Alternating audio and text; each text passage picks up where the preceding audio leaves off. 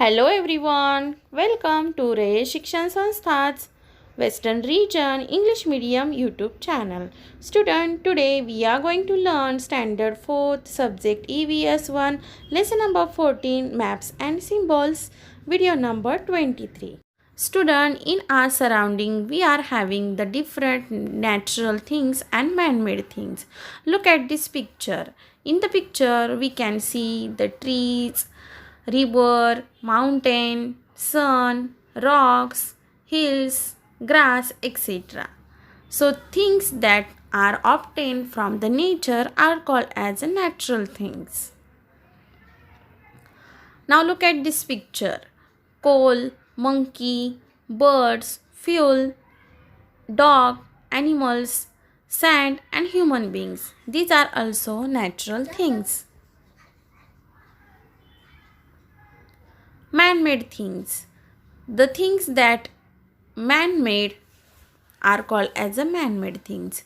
Wells, houses, water tank, bridge, cars, factory, school. These are the man-made things. Student, look at this picture.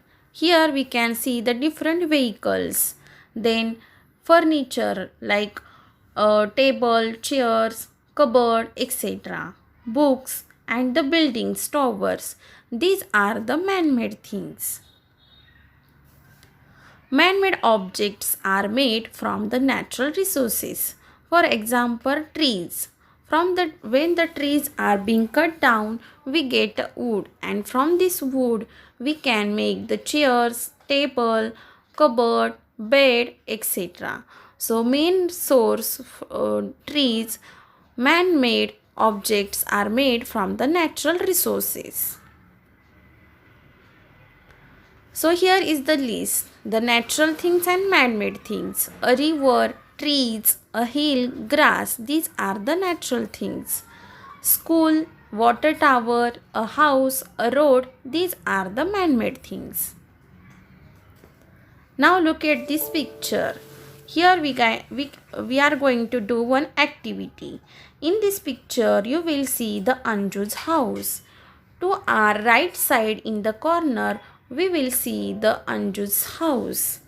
In this picture we can see the statue of Shivaji, post office, central market, banyan tree, Jilla Parishad office, hotel, district hospital, park, bus stop, police colony, then police chowki, Anju school, etc. In this picture we can see the directions east, west, north and south. So student, first we have to find the Anju's house. That is in our right corner we will see the Anju's house. And her school is also in the picture. Anju's house, when we take straight turn and then take a left turn, we will get the Anju's school. And the yellow highlighted is the road to the Anju's house to her school. In this picture, we have found the route that Anju will take to go to her school. Anju passes along a narrow lane and a main road on her way to school. There are several things on the both sides of the lane as well as on the road. Student, we see the main four directions in the picture.